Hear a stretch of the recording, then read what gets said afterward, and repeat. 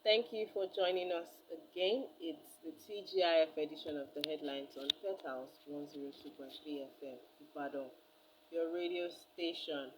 My name is Toni and Adebisi. Don't forget you get to join this program by being a part of our platforms. On Telegram, the handle is official Maestro Petals. Official Maestro Petals on Telegram. On WhatsApp, the number to chat with is 070 555 666 I'll take that number again. 070 555 666 You have 555 666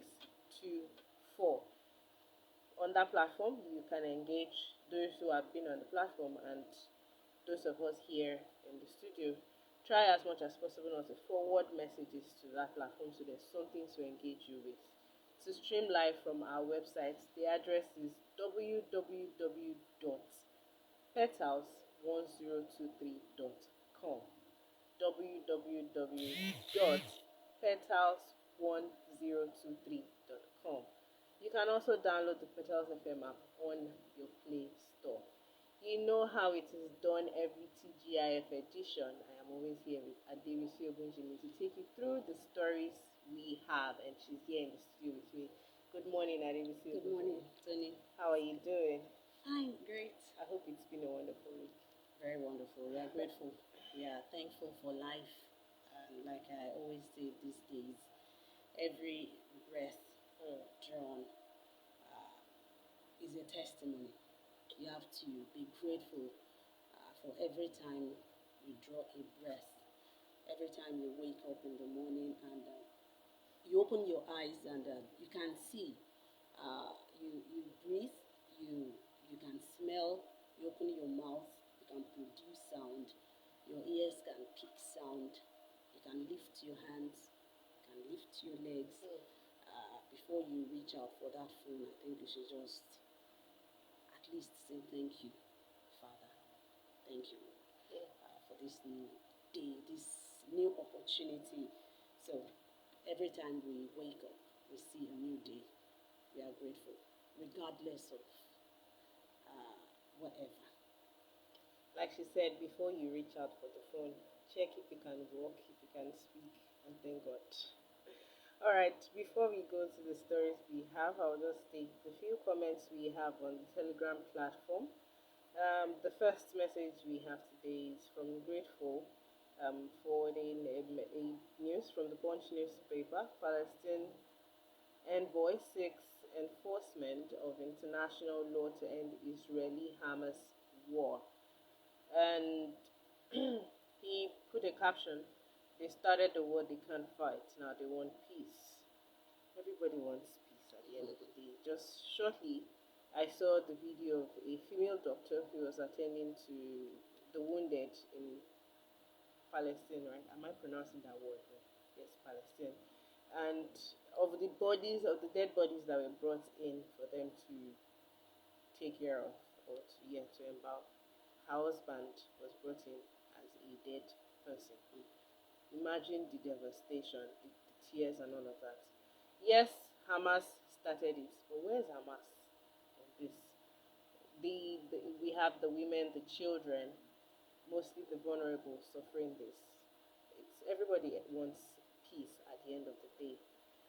All right, Maestro forwarded the link to the TikTok platform, and also um, we have Akim replying grateful. This is what they are asking for. UN would listen. That is the cause of the war, not that they can't fight. Idris Alawi replied grateful also. They didn't start any war. Go back to their history. This will be their successful attack since many times Israel have been killing them. The international law was in place before, but something was holding its implementation back. Maybe we should ask America. All right. Akim forwarded one. I don't know where from. Human Rights Watch says Israel used white phosphorus in Gaza, Lebanon.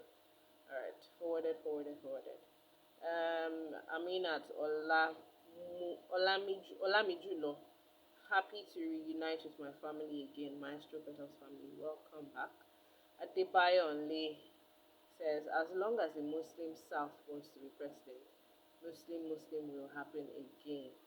Replying to Dirty George's message. Alright.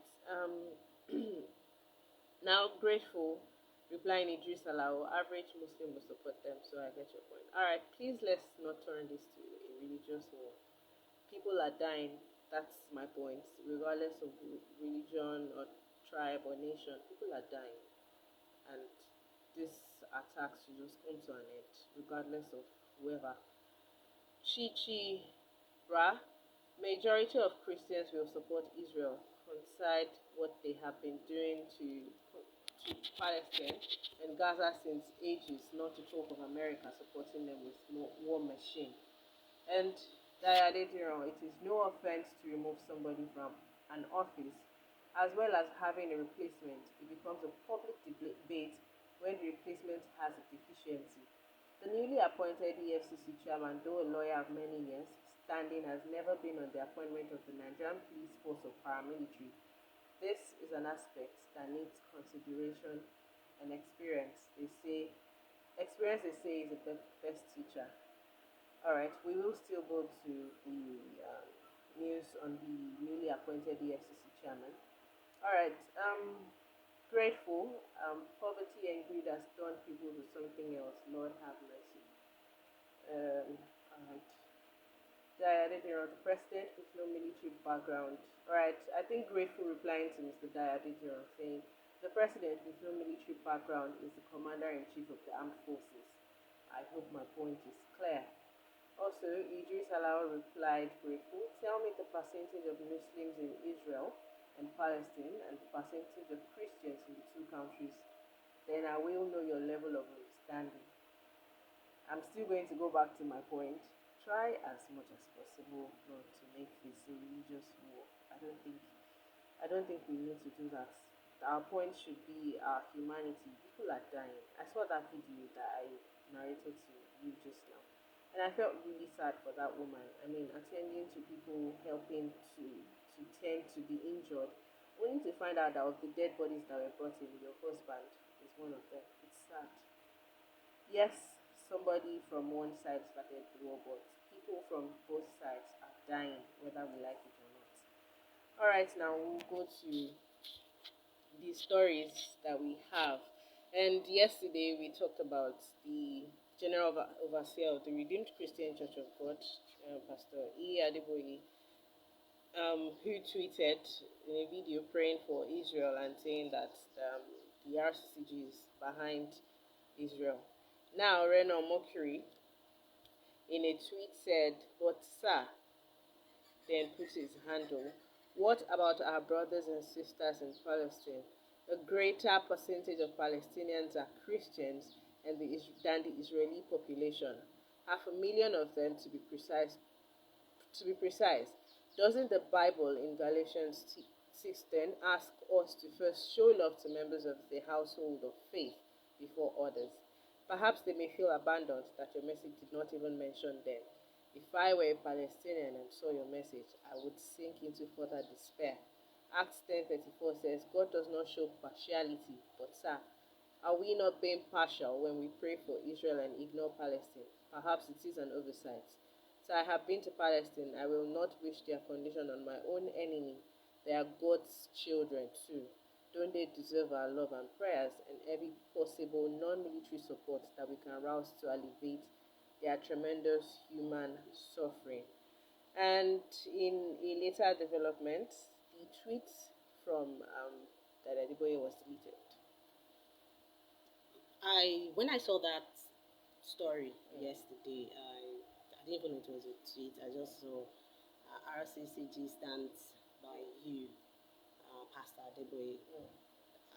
I knew there would be backlash. I expected a lot of people to react to it, and I wasn't also surprised when I read different reactions. Netizens now,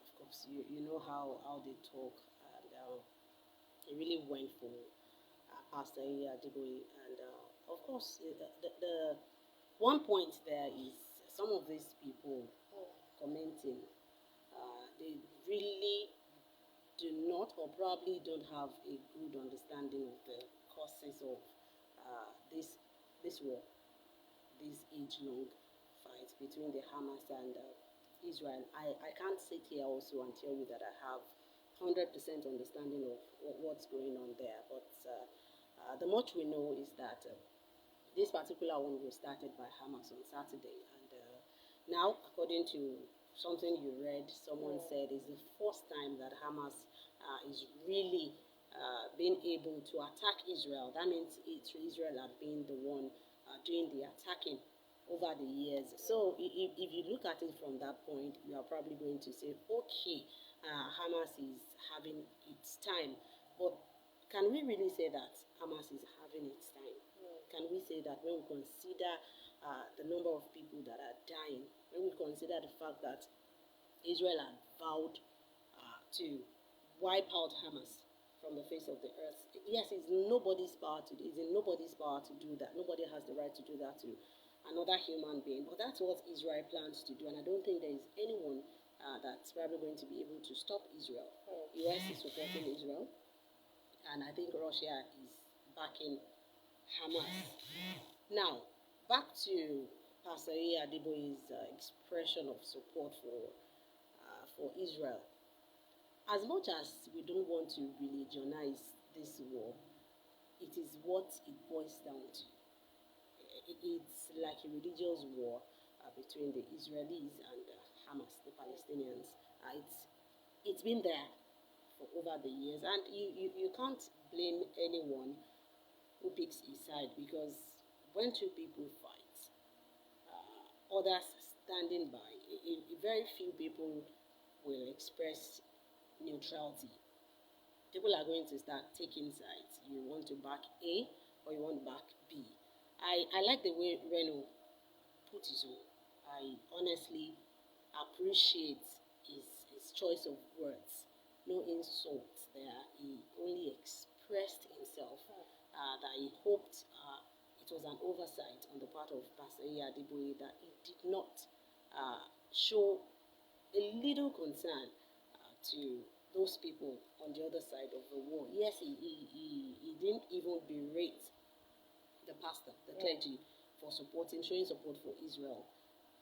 Reno is coming from the point of humanity, that we all are humans, and we are God's children, God's creatures, and nobody deserves to be killed the way Israel is going about it, and nobody deserves to be killed the way Palestinians are going about it also. I read somewhere that over 40 newborns were beheaded. 40 newborns beheaded by Hamas group. So when we talk about, this is what we say about war.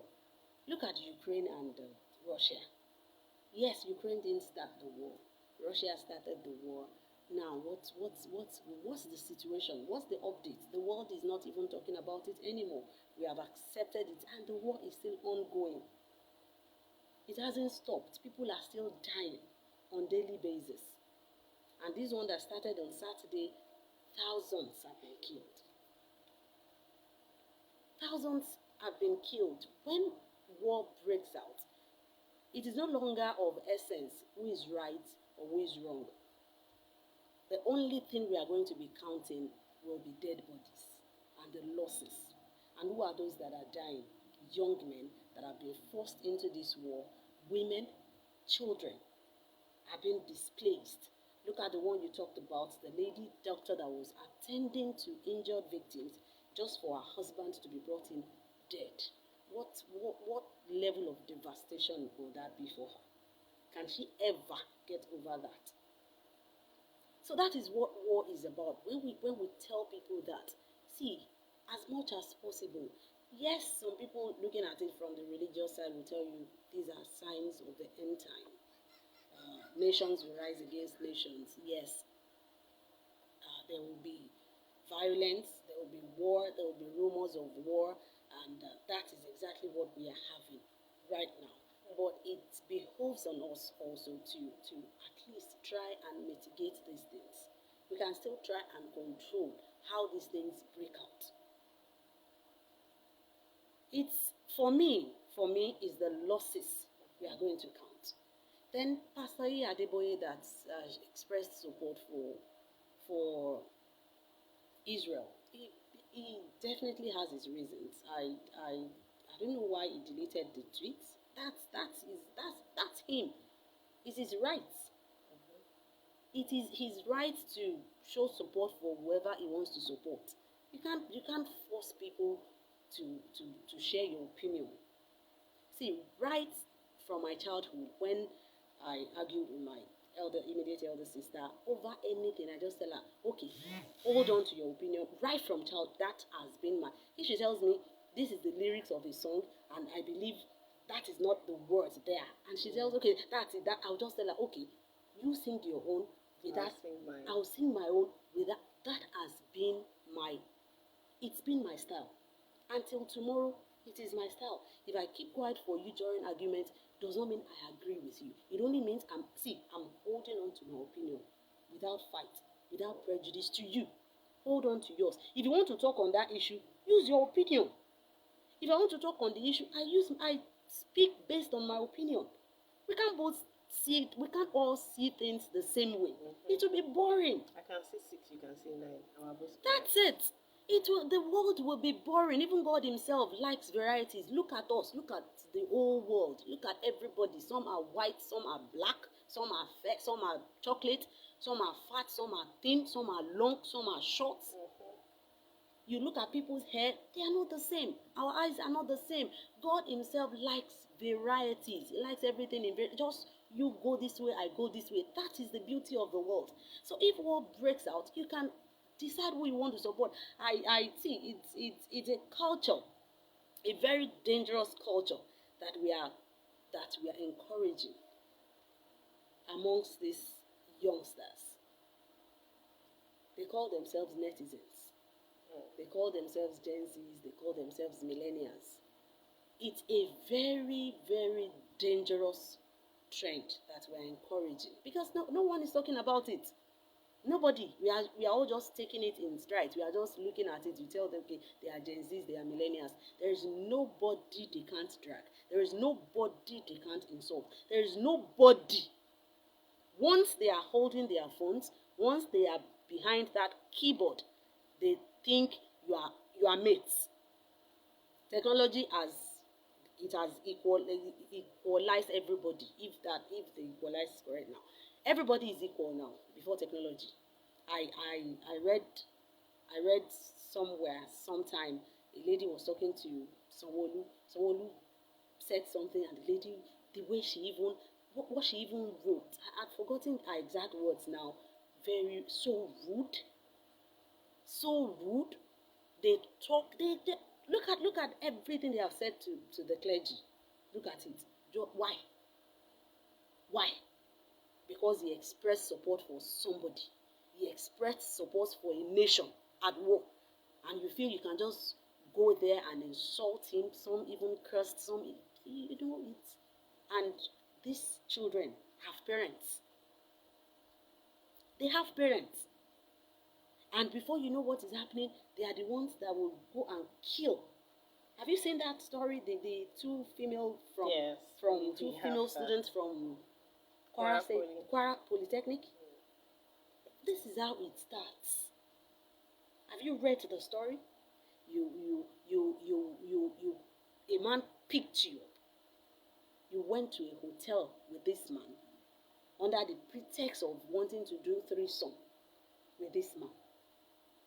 So you started. They said they wanted to do BDSM. Is that am I right? Yeah, BDSM. Yes. They wanted to do BDSM, so they wanted to gag him. He said no. They wanted to tie him. I think they tied the man. They this, they that. Now started asking for his pin. Okay. Yeah, that's another thing you're able to see right now. No, I'm pausing it there. Honestly, it's a very dangerous trend. Honestly, we have to join hands and see what we can do to let these people realize that they can't continue like this. The whole world does not revolve around them, the Gen Zs and the millennials. It does not revolve around you.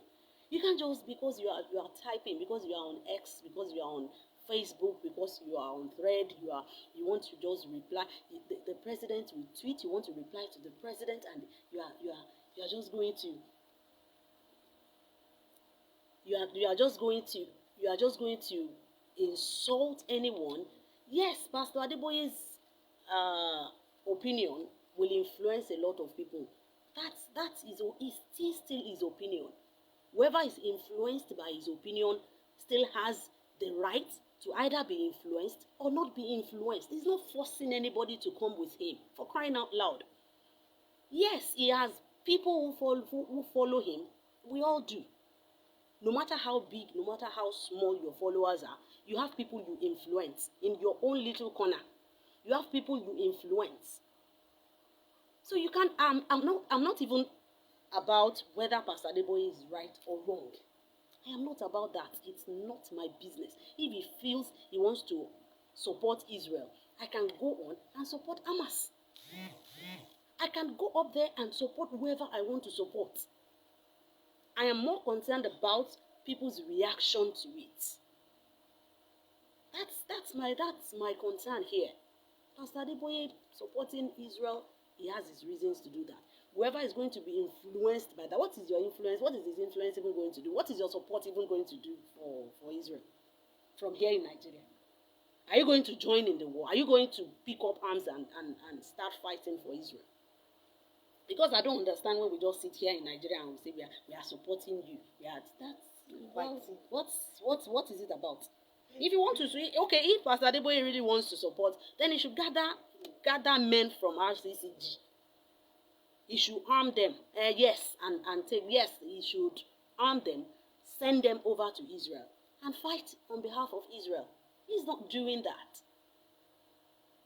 Yes, I understand he has influence. He has a lot of people he's going to influence. Yes, but at the end of the day, you can decide to still go at variance with him. Even under the floor, you can decide not to still agree with him, but not to the extent of insult.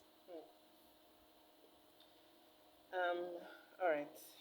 Before I move on from religious-related topics, I saw this yesterday, and I didn't know it was going to escalate. I'm going to take it the way I saw it and how it started. I saw a tweet first. The person tweeted that thing we Muslims do. Apparently, he is a Muslim, where we block major public roads to pray. We need to stop it. Islam doesn't support it. That's why we have mosque. Not be only us the world. Someone spoke against him because his livelihood was disrupted, and our brother started beating him up immediately after Salat. Bossy Rara, no be waiting Quran teach because Islam preaches peace and harmony. And I saw the video, they were on the road praying. When I was staying in the north, I was always a victim of this because on Fridays, if you don't leave where you are, passing through the mosque before 1:30 or 1, I don't know the exact time, just prepare to wait for a few minutes, 5, 10, whatever time it is, for them to be done. And I always ask myself, do we need to block the road? I mean, we're praying to God regardless of the religion. I know there are some Christian programs that go on that sometimes they fill out to the roads. But I always question, oh, do they have to do this? And while I was still watching it, the guy was talking to them while they were praying, and then immediately they finished. You notice the way they stood up. Over 10 guys bombarded that guy and they were beating him. They had already pulled his shirt. I couldn't watch it, so I just had to swipe it. And I'm like, this thing is where another religious intolerance, and then there will be off and on, or you people are this, you people are that. Is there something the government can do to help regulate this blocking of roads during prayers or during programs on both sides, not just Muslims now, Christian and Muslim? I, as much as possible, to be honest, I don't really like discussing religious issues. It's a very sensitive one. I try to stay clear of it because I cannot sit here and tell you that I know everything about all these religions. I know my own religion, and even my religion, I can tell you, I know it from A to Z. That being said, I said on Quara TV, I said on Quara State, and Fridays, you just know, you know better than pass on errors during the prayer time. You are not going to see, you are not even going to pass. So it's better for you not to even plan to pass. Then later, it was my first time really. It was my first time witnessing such. It didn't happen in Abeokuta where I grew up. I didn't see anyone praying and blocking the roads. Or maybe I wasn't exposed to it because probably I didn't go out around the time much. But when I saw it in Ilorin, I was like, okay, this is it. And it wasn't new to the people, so I got used to it myself. He said, if there was anything the government can do. Only if you go to, Fridays are half days. Friday is a half day, even in all our ministries. And that is to give opportunity for our Muslim brothers to go and observe their prayers. In some places, people don't even go to work on Fridays at all. And I think some Christians are even benefiting from it right now. They don't even open at all. They don't even attend. They don't go to work at all. I don't think it's about government now. I think it's about the leaders, the Muslim leaders. Because if they see it as right, there's really nothing you can do about it. Or there is not much you can do about it. Look at what happened recently in Ilorin. Look at what happened. We have covered. There was a commissioner of police there. There is government. There is a governor there in Kwara State. There are House of Reps members. There are senators. There are local government chairmen in Ilorin. So there is government. But I think their leaders can help. Their leaders are the ones that can help. Because when you listen to these teachings from them, you see some of them that don't even support all this violence. Look at the killing of Deborah. Some came out to condemn it, and some came out to support it.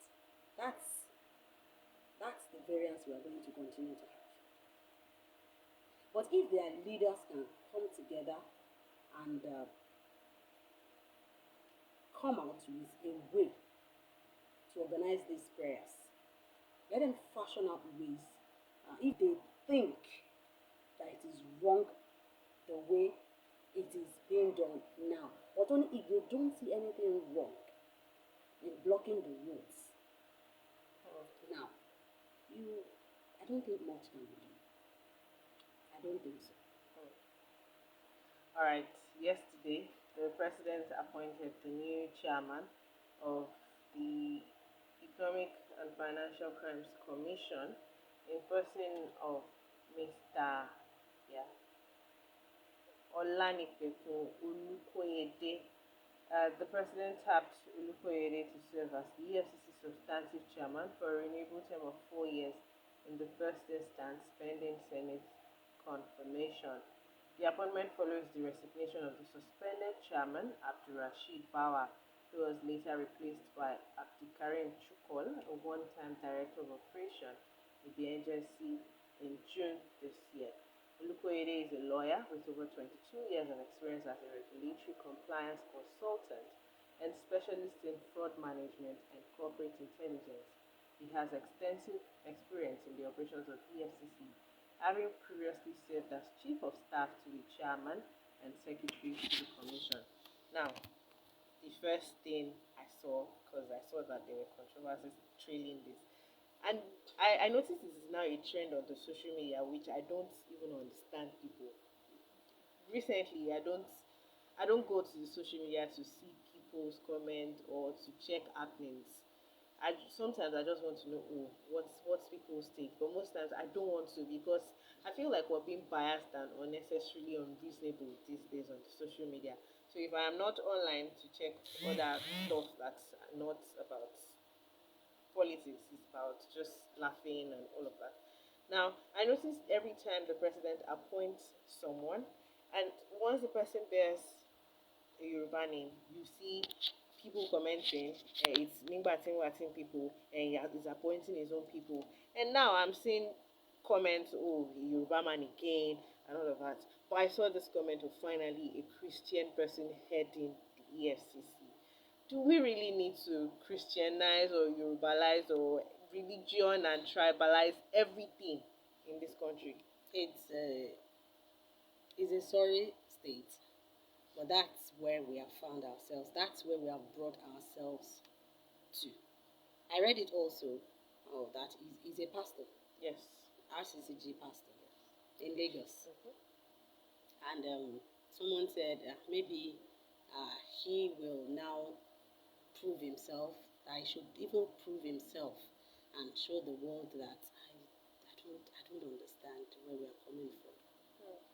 I do not understand. I think the first time that I saw that religion came to fore in the appointment, not that it informed the appointment, no. It only was discussed after he was appointed as prime minister, was this Rishi Sunak. It was the only time, because the man is Hindu. I think that was the only time. I don't till tomorrow. I don't know the religion of Theresa May. I don't know the religion of Boris Johnson. I don't know the religion of Gordon. I do not. But they were there as prime ministers. They worked as prime ministers. They left when they wanted to leave. I don't get it. I think it's just a Nigerian thing. Once that I raised one with Maestro, I think last week, a group of people were thanking the president for appointing a Christian. What is that really? What impact does that have? What impact is it supposed to have? So as a Christian now, is just going to be so clean, so holy automatically. Or as a Muslim, okay, yes, we should look beyond all these things. We should get past all this. We should develop and grow. We should let's just mature. Is everything about religion? Is everything about region? Is it? What impact will that even have on the person's performance? Jonathan was a Christian. We saw how he ran the country.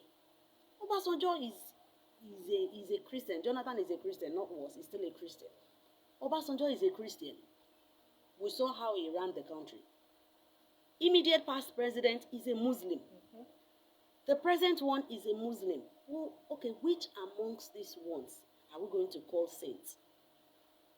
Which amongst them are we going to say, okay, he was a Christian and he did this. He's a Muslim and he did that. Oh, please.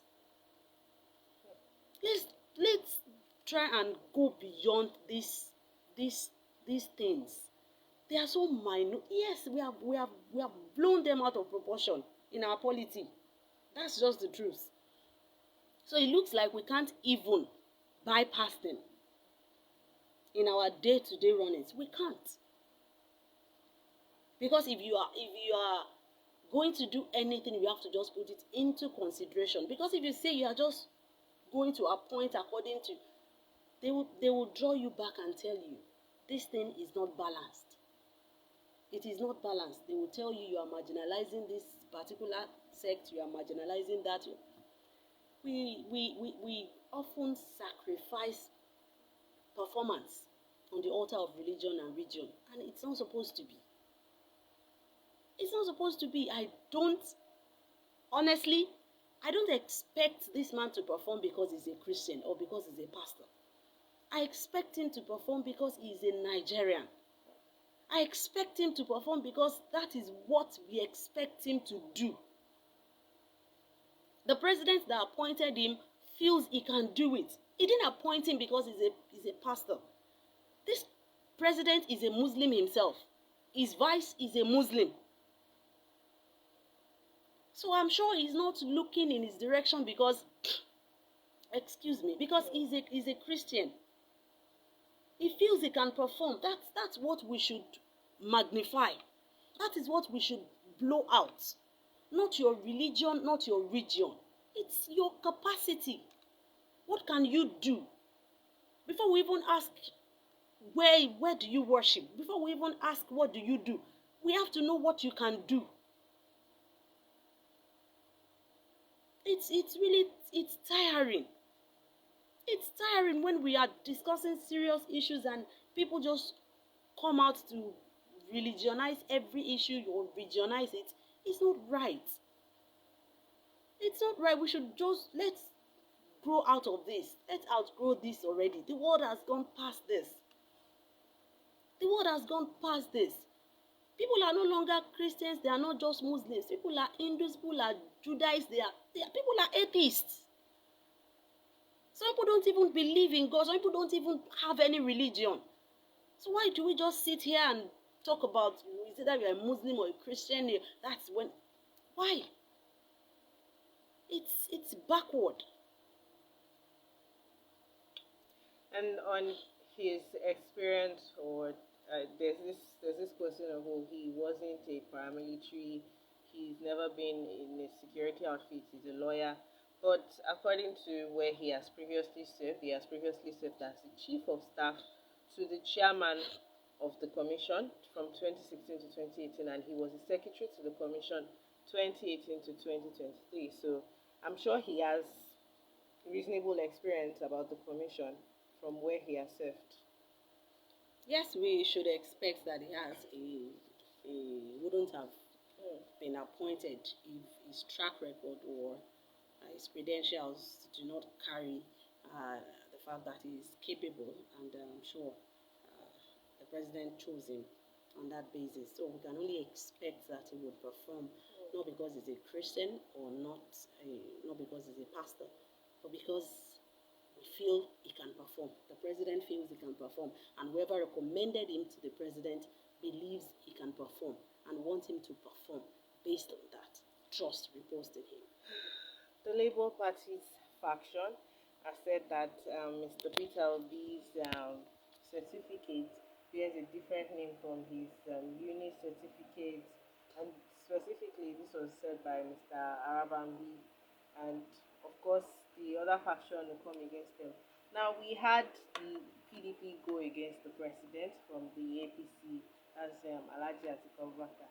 Now instead of us to have an inter-party accusation, now we're having an a house divided against itself, and I really find it funny. I'll be sincere. The fact that they said during screening they saw that there were discrepancies as regards to his certificate, but that because they had a week, just a day, to conduct their primaries, that was why he got away with it. I don't think we can call the Labour Party a house. It's been divided against itself for as long as we can remember. As far as this present dispensation is concerned, it's always been divided. Remember, there is the Apapa faction and the other faction. What was his name now? I can't remember. If you can help me just get the other faction, the leadership faction. That name. Yes. Oh now Arabambi, I think he was Labour Party chairman Ogun State. I don't think if he's still. I don't know if he's still the chairman of the party in Ogun State. He was. He was at a time.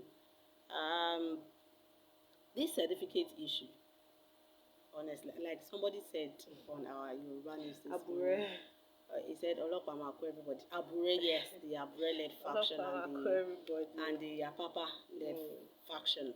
Like he said this morning, Olopa Mako everybody. It's a shame, really, but isn't that what we see every time, Tony? Isn't that what we see every time? In fact, it goes as far back as I can remember. Most of our leaders are embroiled in one certificate saga or the other. Look at immediate past presidents. I don't think it was resolved until he left. Some people said he submitted NEPA bill as certificate. So a lot of issues. A lot of issues. Some people said his certificate, the picture on his certificate is a recent picture. On his wife certificate is a recent picture of him. How does that? How Yeah, I saw that. you saw it? I saw pictures of it. How is that even possible?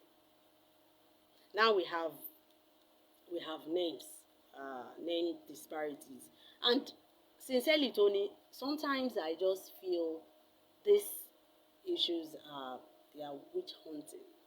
They just want to come out and just paint a dog or call a dog a bad name to hang it. They just want to paint themselves black because sometimes all these issues being raised they are so minute.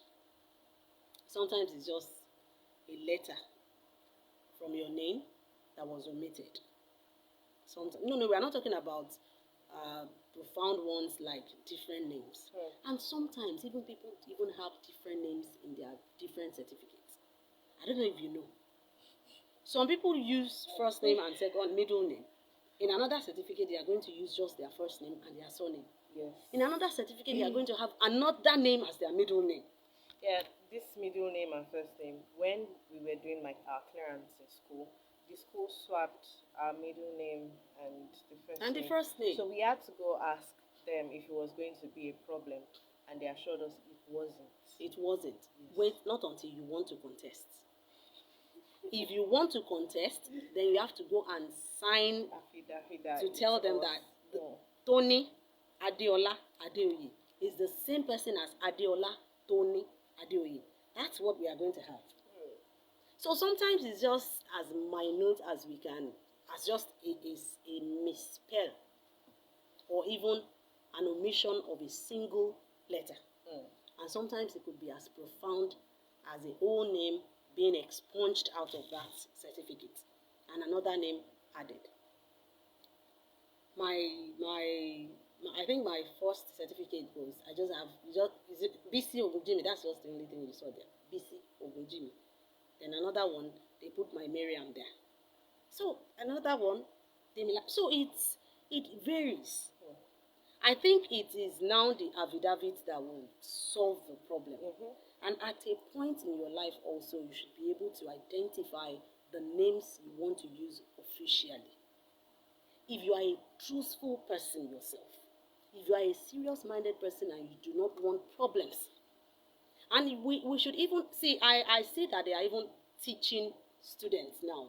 They are teaching our children now how their names would appear. And I'm very particular about it. If you ask them in my children's schools, they will tell you, I'm very particular about my children's names and how they come out. Their names should come out the way I have it in their certificate with me. So if you miss any letter, I tell them, do not, I beg you, remove this letter. This one does not come first. This one comes second. This is the other name. We should have that. We should learn that. Children should be taught. This is how to present your names. And this idea of just changing names as you grow up, I don't know why, but sometimes it happens. But the moment you see that it happens, even as a woman, you want to start bearing your husband's surname, you have to go and do a change of name. That's the official thing to do. You have to go and change your name officially. So once you change it officially, then people will know. And you have to let people know that, okay, I so and so, formerly known, now wish to be addressed. Yes. I now wish to be addressed, known and addressed as. It is that important. So all this, I think, is just, they are deliberate errors, honestly. It's either they are deliberate errors or they are fraud. You know, on this name change thingy, my mom changed my brother's name because it was too long for his junior WAEC when he wanted to write it. That's another problem. Long. The So length of the numbers, yes, the number of your letters. Beyond 25, his name is Ayo Christie.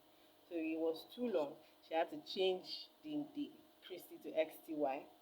And then some lecturers in school, he had issues because of that name. He thought it was a nickname and that he was writing nicknames. So he had to be carrying his certificate along, and the affidavit my mom went to swear for him around to be sure that okay, this is my name, this is my real name. So imagine the change of names and all of that. And I'm glad my mom actually did the affidavit thingy for him. And I'm sure affidavit is not something hard to get in Nigeria. So Which was why I said it's either it's a deliberate error or fraud, because it doesn't cost you anything. It doesn't cost you much. Let me say, it doesn't cost you much to go and do, and you know that you are vying for a post. You are aspiring. You have to go and do it. You have to put your house in order. that's to avoid And now stories you are that yes, touch. now you are the ones coming out to challenge somebody for a certificate when you know yourself that there's an issue. Now you are coming to tell us that you didn't forge certificate, and they are coming to tell us that you have different names in different certificates. What's that about? I actually found this that something that has become a sound on TikTok. You know, these days people are TikTokers are waiting for controversial stuff people say to make as sounds for their videos. Apparently, chieftain of the All Progressives Congress and convener of Ashwaju Mandate Guard, Dominic Alancha, has said that anyone has the right to redesign their certificates to their own tastes. I watched the video. He was granting an interview on AIT, and he says, yes, you can redesign your certificate to your own taste. That in the US, they advertise it. You need them to help you get your redo your certificate. They can do it and all of that. I was like, I don't think this should have been done in the first place. Redesign how? I don't get. That you can redesign your certificate to your Change the taste. font or the Oh yeah, color. Okay, I okay. think we have to read further to understand what he's saying, or we watch the interview to know what he's talking about, because I think I heard about fonts in this case that we have on ground, that someone actually the font on one certificate does not tally with the font on a photocopy. It's ridiculous. Honestly, it's belittling, and it's so embarrassing that this is what we are talking about now. It's yes, I don't blame people who are bringing it to the fore, really, because we have to know your certificate should not be a problem. It's either you have it or you don't have it. Yes, can.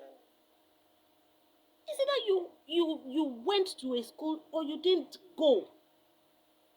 Look at the Toronto guy that we talked about the last time. That's 1999, Salisu Buhari. The man did not attend. He did not even get admission into that school. And he came up with a certificate telling the whole world, the whole of Nigerians, he even went on to become the Speaker of the House on that certificate. Cool. You can imagine the guts people have. Why should something that's supposed to be a yes or no answer? You go school, yes. You no go school, no. Madam. So what's his diploma today is why? Why should everything degenerate to that level? Why? So now we have this certificate issue now. Is what we are going to be chewing and chewing and chewing. But one thing I like this administration for is that it's not distracted. I'm not supporting the president concerning his certificate issue. I am of the opinion that he should come out and tell us also, let's have it. We deserve it. It is our right. We have to know if you have it or you don't have it. So if they say you have it and the school you attended comes out and says, okay, he was a student here, then we move on from there. But I just like the fact that it's not being distracted by all this. No, it's not. Governance is ongoing, as is answering the case, as the lawyers are going on with it. It's not. I haven't even heard him react to it personally. I haven't even heard from him saying anything about it personally. I think the lawyers are doing the job for him, and the president is just moving on like nothing is going on. And I really commend him for that. And I just hope that we will get over this as soon as possible. The world is moving. The world is moving on. let's move away from this certificate you graduate, you don't graduate. 53-year-old music executive Kenny Ogungbe signs out in style after completing the mandatory one-year NYSC program. Yesterday, he signed out. He did his passing out parade, and actually, I find it cute, kind of. Although I don't think people understand that the year you graduate from school determines whether you serve or not, and not your current age, regardless of when you serve. But it's actually nice that he decided to serve his fatherland, regardless of when his age. Yes, it's nice, really, but I don't get this exemption. Is it not compulsory? I think the exemption is from when you're 30 or Yes, 30 when you graduate. is it not 30? No, when he graduated. When It's okay, your it graduation has age. when oh, so you can actually defer it and still go back to it, even as a grandmother or a grandfather. Yeah, I had So far 80 as years you- old in my platoon. So far as you graduated before you clocked 30. Yeah. That's beautiful, and it's nice that he deemed it fit to go. I think he missed usefulness. Yes, he missed it, and he just wanted to feel funky again. Wanted to feel like a youth again. Wanted to feel alive, so he went for service, and it's good and encouraging too. Of course. All right. We have this before I go to more serious issues. The BBN Niger winner for this year said she was going to pay her tithe, which I didn't find anything interesting about that. It's her choice. She has that right. Until social media personality that he frees, of course you know him, he always comes for things he doesn't agree with. That let me quote him for what he said. That many pastors say Big Brother na immoral show. Ilebaye bring 12 million naira tithe from 120 million naira prize money. Everybody is quiet. Mammon is the god most of them worship. Like, I think at this point we should mind his business. No, and he leave can't. pastors He can't alone. mind his business. You don't expect. See, this world, Yeah. nobody's going to mind his or her business. So far as you brought your case out there, Yeah. once it's online, once it's out there, it has become everybody's business, Yeah. and everybody's going to discuss it. That's the world we live in right now. So don't expect that people mind their business, except you don't bring it out. Once you push it out there, we are going to put our mouth. Oh. And that's what we are doing. So he is against the fact that she went to pay her tithe, or the fact that they collected the tithe from her. Mm. What is his He's grounds? against the fact that they accepted the tithe.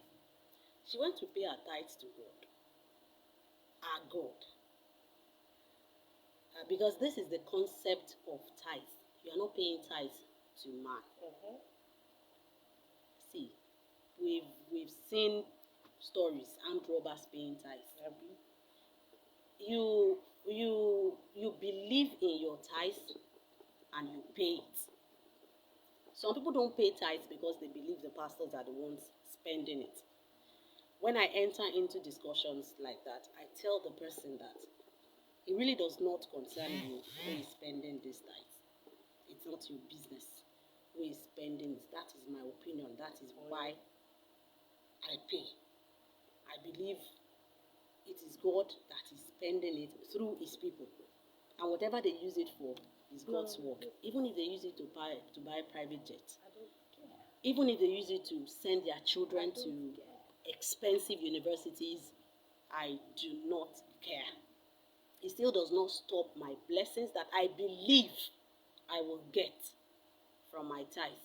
So if Ilebaye believes that, okay, she has to pay her tithe to her God, it's her choice. And if the church collects it, it's God's money. Yes, can. It is. I wouldn't blame any, except a man of God comes to tell us that he does not feel led by the Holy Spirit to collect it. Then you take it elsewhere. She might even have dropped it without anybody knowing. You don't get. She might even have dropped the tithe without. You don't need to stand up and start announcing that you are paying tithe these days. Sometimes you can even transfer. You don't have to even signify or even say what it's for. No. Just you transfer your tithe, you drop it in any box in the church. You don't have to name it, you don't have to put any tag on it. Just pay your tithe. If you believe that you are paying your tithe for God, it's that God that you expect to bless you. It's between her and her maker. If she has that belief that she has to pay her tithe, leave her to pay it. And whichever church she decides to pay it to, leave them to collect it. It's not the man's money, it's not the pastor's money. Except you are saying that Lebaye does not have the right to pay the tithe. Except you are saying that, okay, the money she's bringing, or even she herself, is not good enough before God to drop tithe. Then that will be another argument entirely.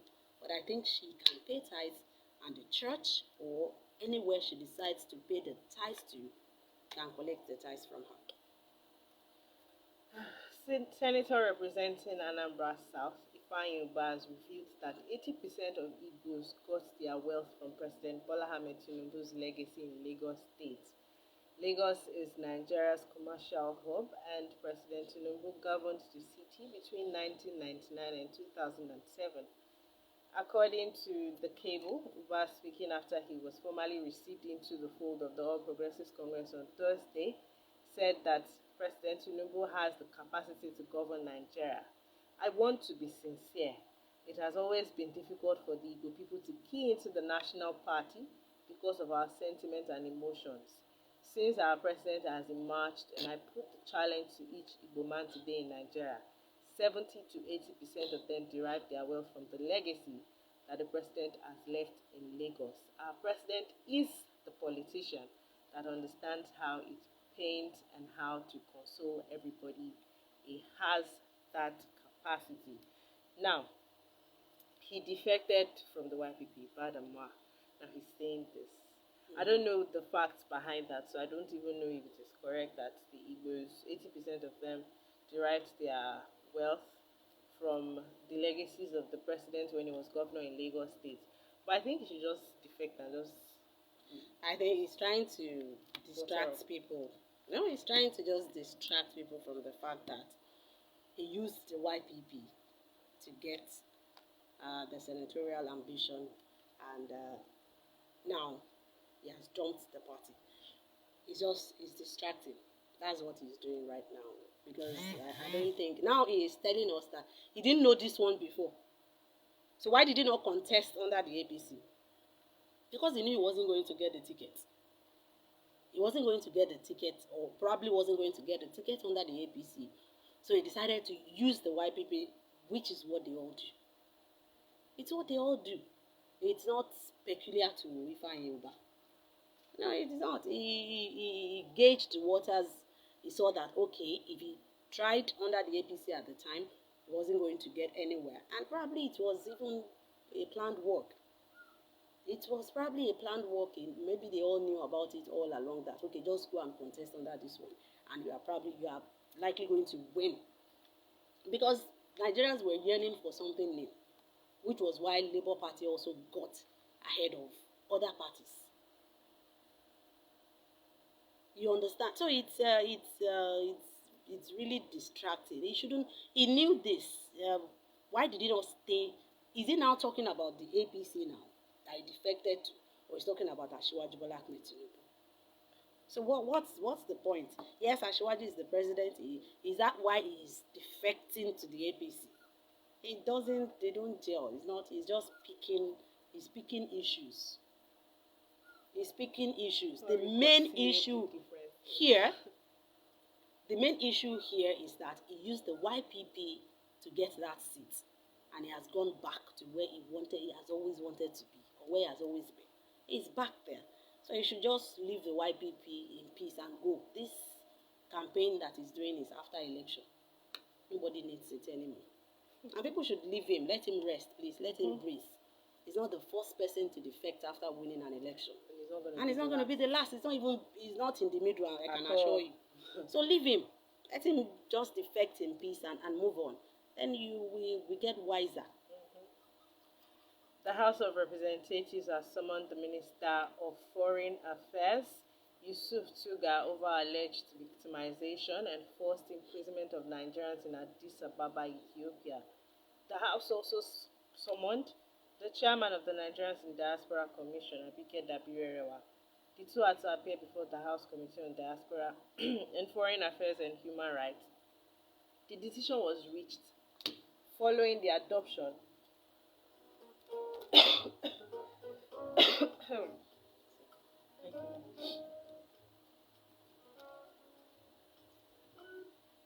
The decision was reached following the adoption of a motion moved on Thursday by the minority leader Kingsley Chinda. Mr. Chinda stated that over 250 Nigerians are currently in shelter maximum security and other prisons in Ethiopia, noting that many of them were arrested at the airport while trying to connect flights. He said Nigerian travelers should be accorded the same privileges that other travelers enjoy in Nigeria. Now, I am. The story continues that these Nigerians, some of them were reportedly injected with some unknown substance before taken to these prison facilities, and I think it's right to find out what is happening to them and also get justice for them. But all this committee and summoning and all of that, I already have trust issues concerning them. I just hope that this will not be investigation, that something will be done properly and then these guys will get proper justice. We will hope. We can only hope and pray that something is done, because this is interim. It's bilateral relations. We can't just up and go to rescue our own from them. The government of these nations believe they have done something wrong and they have incarcerated them, and we want to go there and discuss. It's not done by fiat. They can't just up, and that's why the committees are very necessary. It may appear slow and as it is, but I think that's what they have to do. They have to set up these committees to look into all the allegations, and that's why we have NIDCOM, and Mrs. Dabiri Erewa has been very active there. Yes, she had some slacks also.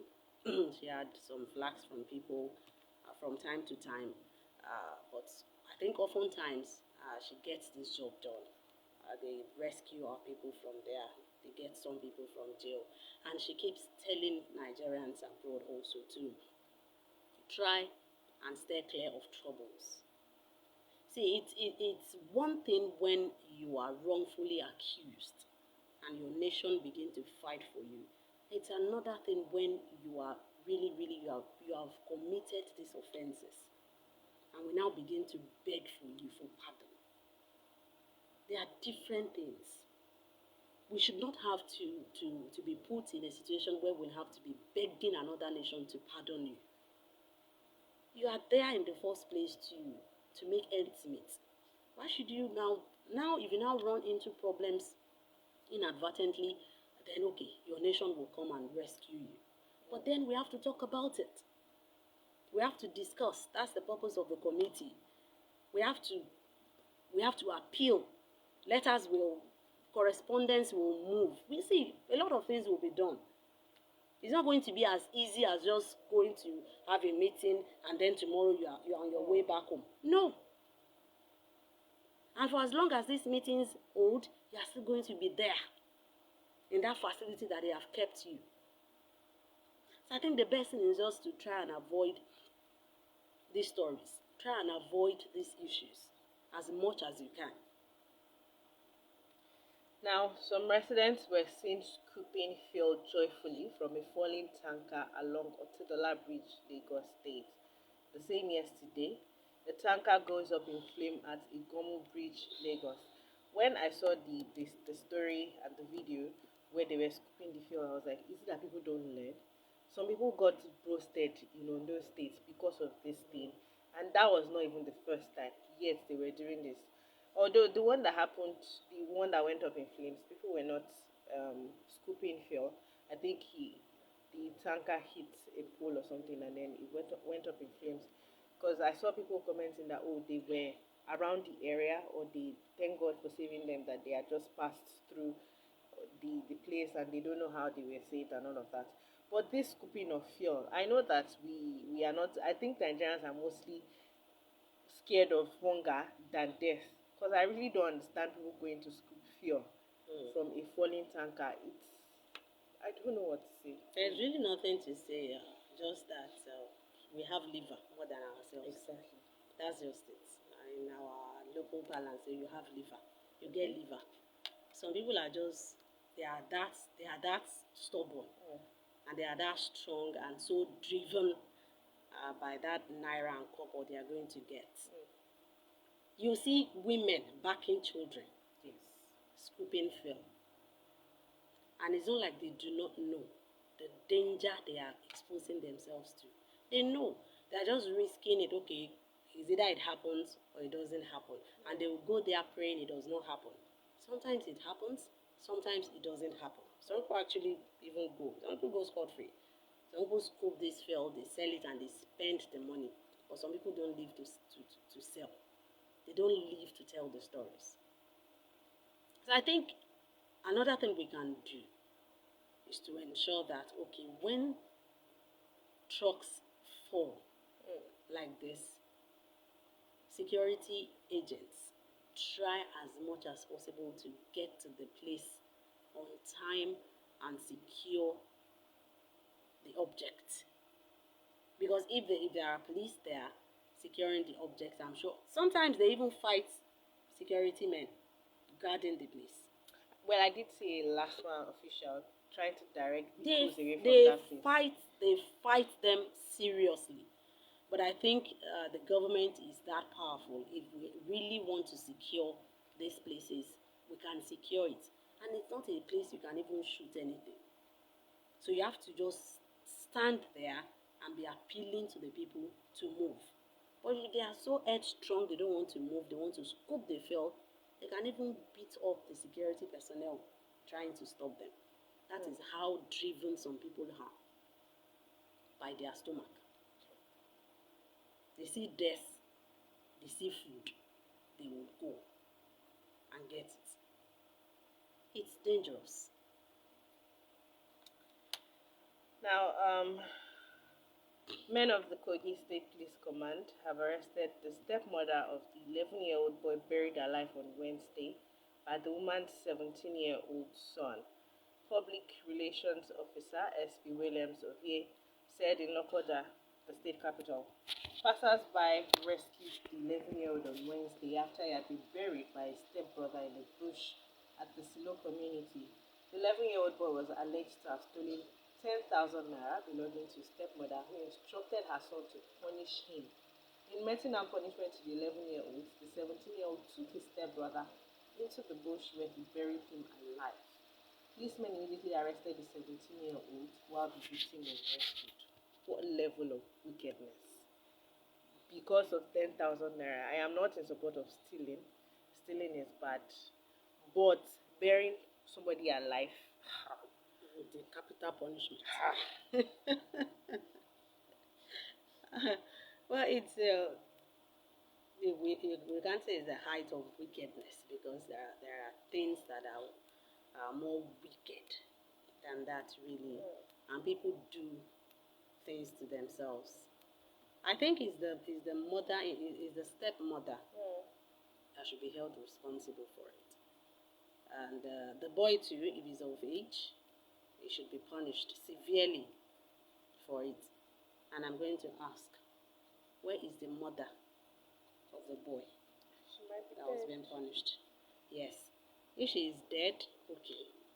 But maybe she's separated from the father and she has gone somewhere else to continue to live her own life. So she left the boy in the care of this, let me not call them names. He left the boy, the poor boy, in the care of these people who do not give up. They do not give anything for his life. So the stepmother did not even deem it fit. He did not even deem the boy worthy enough for her to punish. He handed him over to his brother. Probably she didn't expect that the boy was already that evil to take his younger brother to the bush, beat him up, and he dug the ground and buried him there. He must have seen a lot of movies. So was he planning to cut his head? It's evil, really. But thank God the boy was saved. Thank God he was caught before he did further evil, because I'm sure that wasn't all he intended to do. Now, on-air personality, Dotun, just Dotun, that's his name that I know. He is in this custody fight to be able to access his children.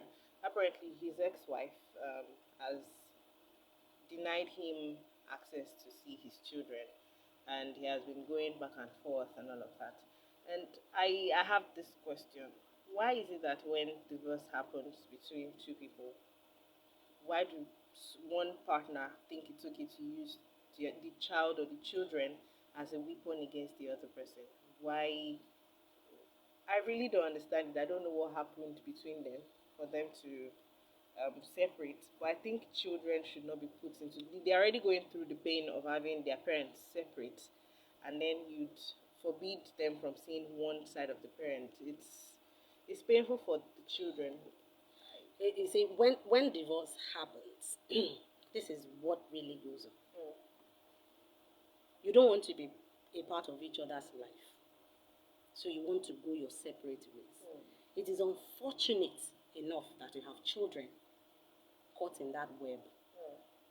Now, if one party goes ahead to marry another person, this new person in the equation will not want a situation where you will have whatever excuse to see your ex. And that is where the children come in. You are going to have joint custody. They spend a few months with their father, a few months with their mother. You see how it runs. It's not healthy. It's not beautiful. It's not clean. Because you are going to run into each other. You are going to have to probably talk to each other. You are going to have to ask. It's still communication. And once you are divorced, it works for as long as you both remain single. But the moment one gets engaged to another person, is that new person does not care about the children.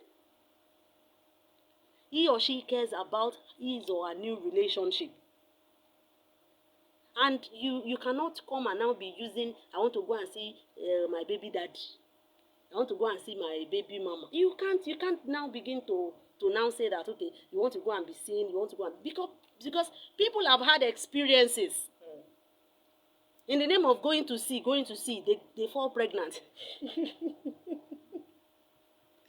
Tony, why are you laughing? I did not. You did. You're lying. No. It happens. All in the name of, especially when the other partner is not engaged to another person. So this person that is just cutting this person is afraid. I'm not saying it is right. I'm just explaining what goes on there. So you cannot now think that is good. Once you are divorced, expect that nothing is going to be smooth. All these ones that we watch on movies, forget about them. They are not real. Co-parenting, the new husband, your mommy's husband, and your daddy's wife will now be meeting. The children will now come. Forget it. It's not going to happen. Once you are divorced, what made you separate in the first place? Has that thing gone? You have now forgiven each other, so you can now be friends. It's not going to happen. There was a time, Ani Adebisi was praising this other lady. Is it Pero now? Pero, yes. She was praising Pero. That, okay, Pero is very matured, that she's not using the children as a weapon against their daddy. Their daddy, Two-Face. Did you see what came out of that? Mm. Did you, Tony, answer me now? Did you see what came out of that? Not using them as a weapon. Mm. So all this while, Pero was nursing it. She was nursing coming back. That was why she was allowing you get my point. That was how she was allowing them to see their daddy. She was still trying. That is what some people do. They still use that thing to maintain relationship. It's not, divorce is never going to be in the interest of the children. It is going to be in the interest of the partners, who I see as very selfish.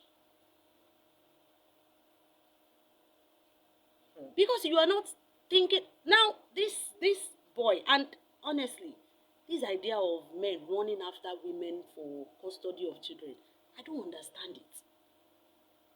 I do not, honestly, I don't get it. You cannot, this is my opinion. You cannot take care of the children like their mother will. Your new wife might not be able to take care of these children the way their mother will take care of them. True. Let them stay with their mother. So far, she has not come out to tell you that they are not your children. Yorubas will say, now. They will come to you. They will know you. As far as you can, be responsible to them. If they allow you, because some women will not even allow you to spend anything on your children. They won't even ask you for money. They won't even collect if you send. So please, stay on your lane. Leave her with her kids. If she wants to use the children as a weapon to beat you, why are you encouraging it? Why are you crying up and down like you are looking for children? If you want children, you are divorced already, you can remarry. Have your new kids and start raising them. Your children are somewhere. They are safe. They are okay. I can tell you they are 100% okay with their mother. You can take that to the bank. Children are often better off with their mothers. She knows how she will take care of them. When you see them, you will be amazed. If you are allowed to send money to them, send the money to them. Look at our fathers, our polygamist fathers. Look at them. They had children with different women, and these women take care of their kids. They bear their surname. They bear our father's surnames. Some fathers don't even spend money on the children. It is the wives that take care and raise these kids. But the children will be with their mothers. They will be with their different mothers in their different houses or apartments. As much as the man can do, he will spend on the children.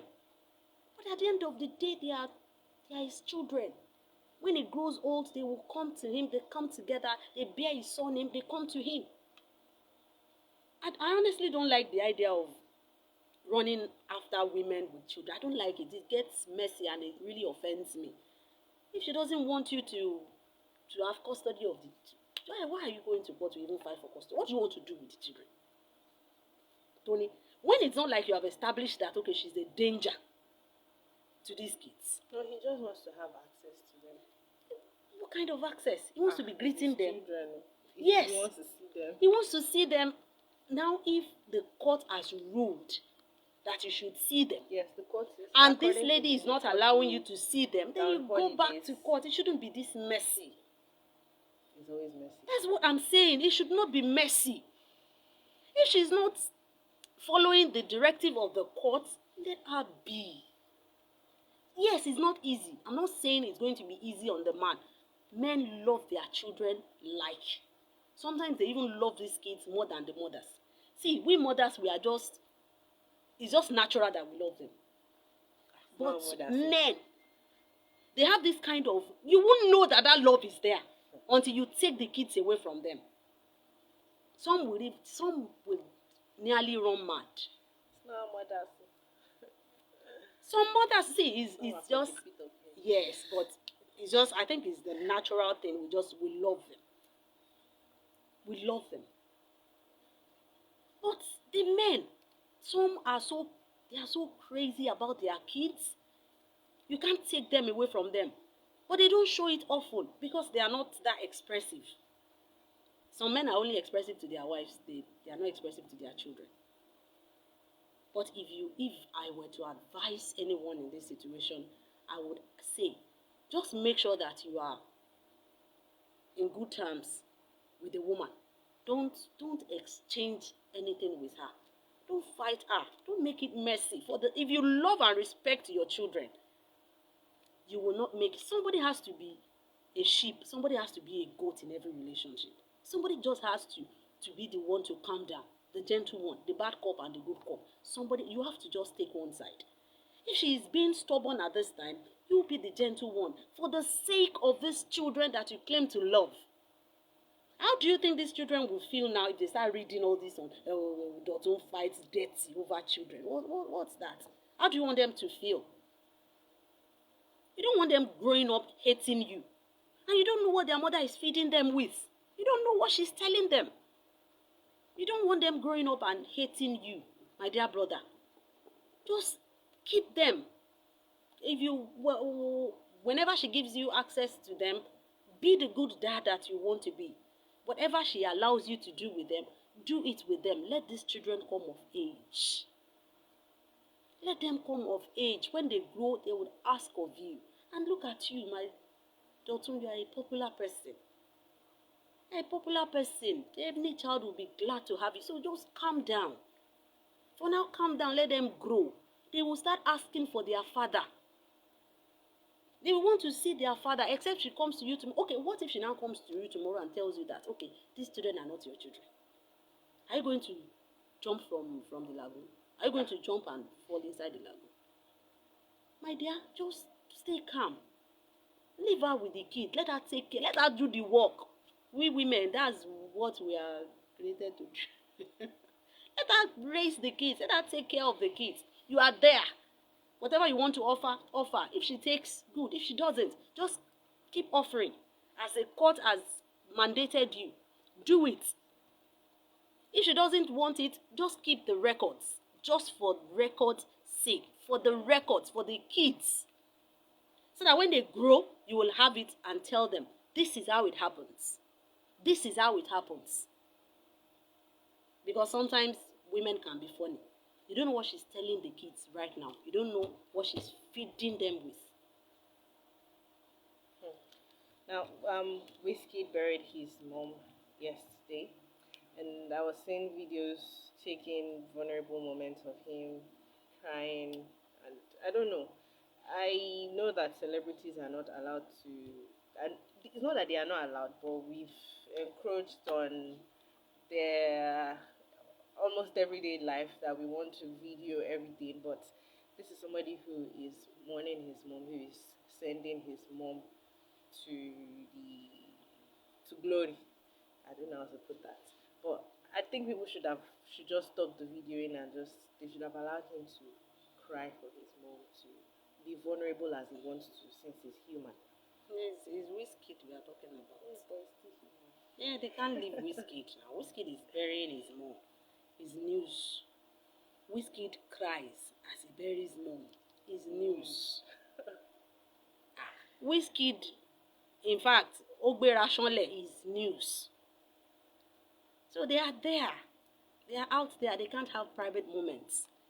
If they want, see, even the people that they call their private close person, God, they take these pictures.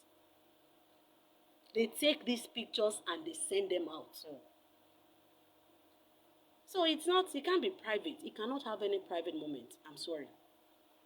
It's Whiskey that is burying his mom. He's as popular as anything. So we thank God for the life of the mother, and it's a good thing. She has a son like Whiskey and his siblings to bury her. Even though no matter how old our parents get, they are never too old for us to say goodbye, really. So it's always sad. He said it's the greatest pain he has felt in his life, and he loves his mom a lot. I think he sang about his probably. He sang about his mom's support and unending prayers for him, and He's always talking about his mom, so I think it's his mom's son. Mm. So he would miss his mother. Before we go to the platform's open phone lines, UK singer Ed Sheeran crowns Burna Boy with the title of Most Weed Ingester He Knows Worldwide. Now this, and I saw a comment. Someone said Ed Sheeran 100, Odogu 0, and I'm like, Oops. I know most probably Burna Most Boy might weed ingester ingester. he knows worldwide. I know Burna Boy might want to come back for him, but damn. Okay, they are probably friends, really, and I think it's just a joke.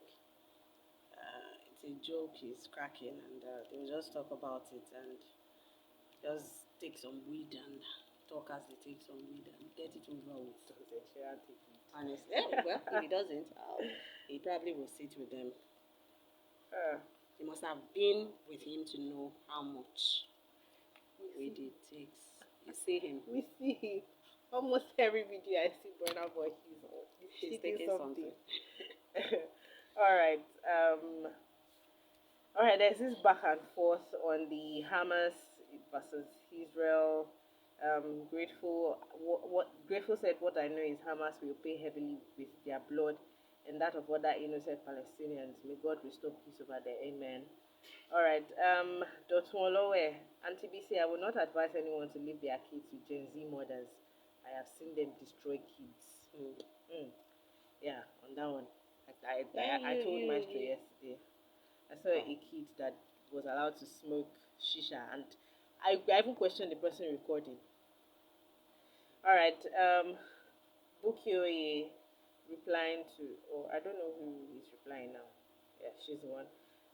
Shebi, you will be okay if an Arab country kept 2.3 million Jewish people in a cage, half children, cut off their electricity and water, then indiscriminately bombed them beyond comprehension. Okay, I think this is the back and forth on the Israel Hamas. It's quite lengthy.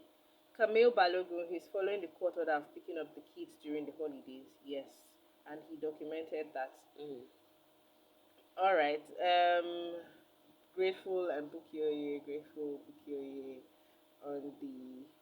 All right. I just hope that you guys will find a standing point on this. It's sad that people are dying, but I don't know. Our argument won't exactly do much. We're just going to keep praying that this stops once and for all.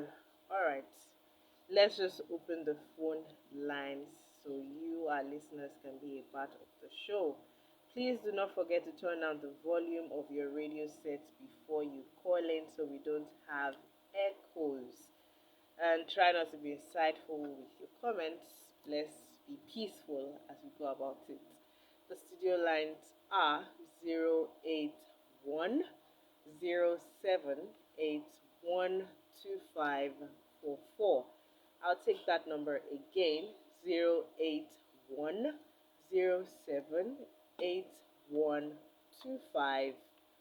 08107812544, or 09153029992. Again, 09153029992. Those are the lines you can call. You can also drop your comment on the Telegram platform Official Maestro Petals. There's still enough time. We can still take more comments on the stories we've looked at so far. I'm sure you've heard the stories we've taken, you've enjoyed our talks on them. So you can also drop your opinions on them. And make sure you're not dropping anything without facts. Don't factualize anything without evidence so we will not have issues. The studio lines again, 08107812544.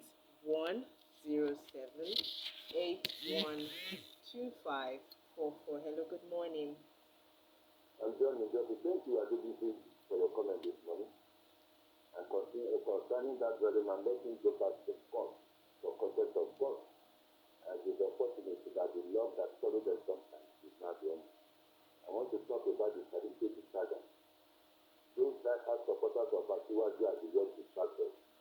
In their daily life, not Akiwaju themselves. So Akiwaju is the need to say in India that by every standard. I remember Mr. Jani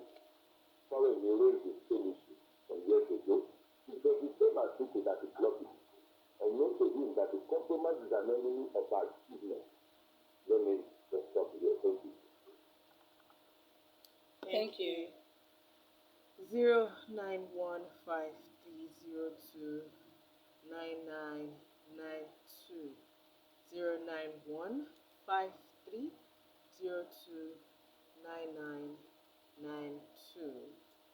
or 08107812544. We still have like 10 minutes left for you, our listeners. So this is the time to call in and air your opinions. I'll take the studio lines again: 08107812544, or 09153029992.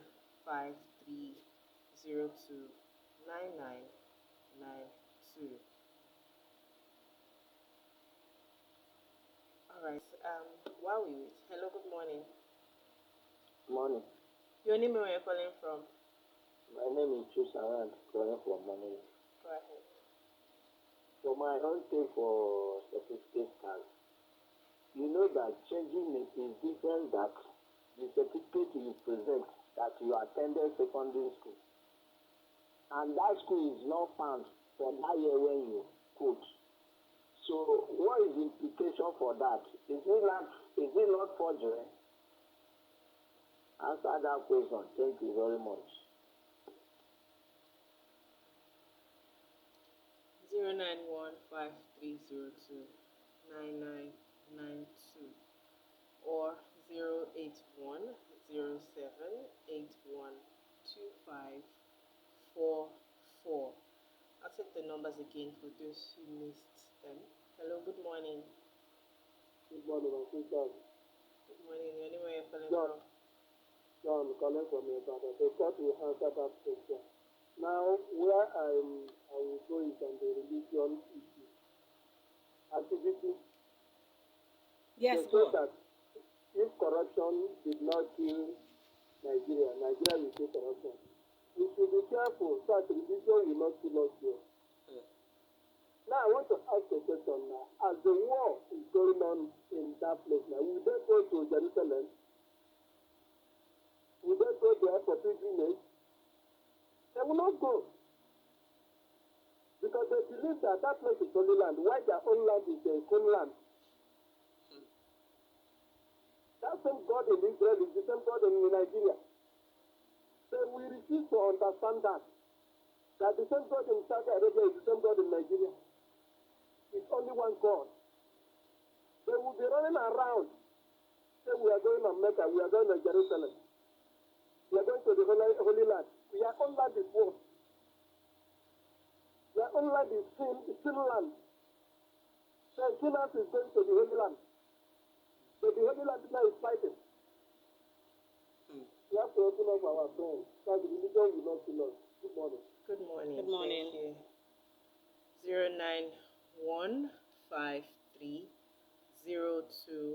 09153029992, or 08107812544.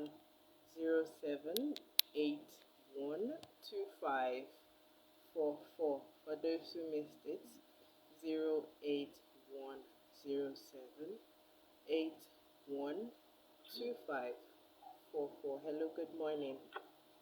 Good morning, madam. Your name and where you're calling from? Yeah, Mr. EJ.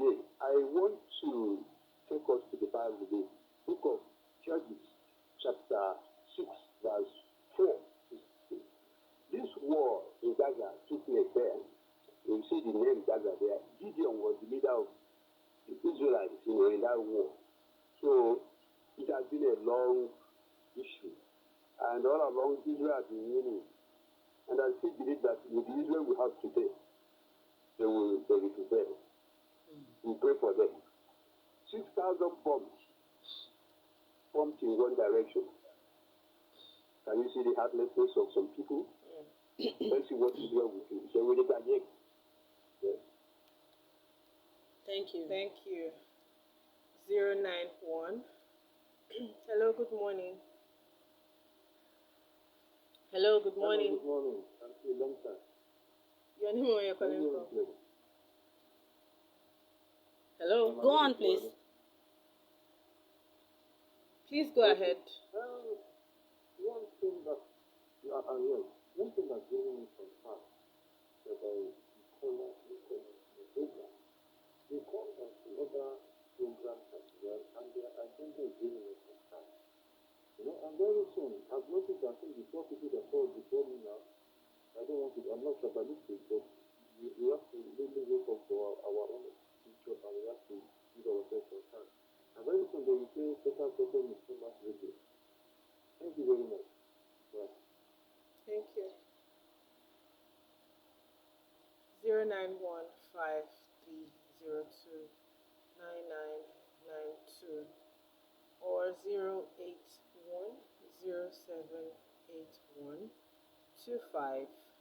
08107812544. 09153029992 08107812544.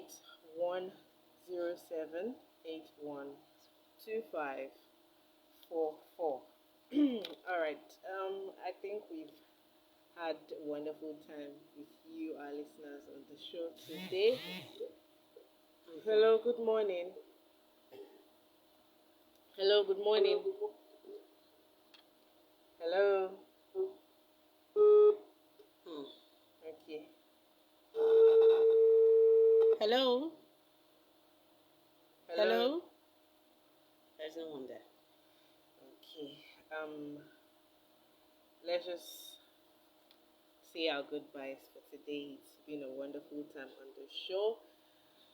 Many thanks to you, Adebisi Ogunjimi. Always a pleasure. Thank you for having me. Yeah, and to our studio manager, thank you for working with us. Okay, I think there is Hello. a call. Hello, ma. Good Hello, morning. Good morning. Good morning, ma. Auntie Lucy. Morning, ma. Welcome, ma. Thank you, ma. Hello, ma. Yes, we can hear you. Yes, ma. Thank God for all the discussion that you have made. I pray that the Lord will help you more in Jesus' name. Amen. The problem of this country is prayer, ma. What we need in this country is prayer. Look at the house that has been built, was built 20 years ago, and we pulled it down. Can we build it in a day and live there? This is the problem of this country, ma. We need to pray. He is the president, ma. Has something to do for us in this country, ma. Look at Nigeria, who have loaned the IMF. And Nigeria, there was a time that they have heard that $1 was 75 kobo. Now, look at Nigeria and run it to other small countries, Ethiopia. What we can do, what I'm trying to say, ma, is that we need prayer. For the president and this country. All right, ma. That the Lord will do it, ma. Thank you. Amen. The pillar that has fallen, ma. We pray that the president will not stand on your name. Thank you. Thank you so much, ma. Thank you.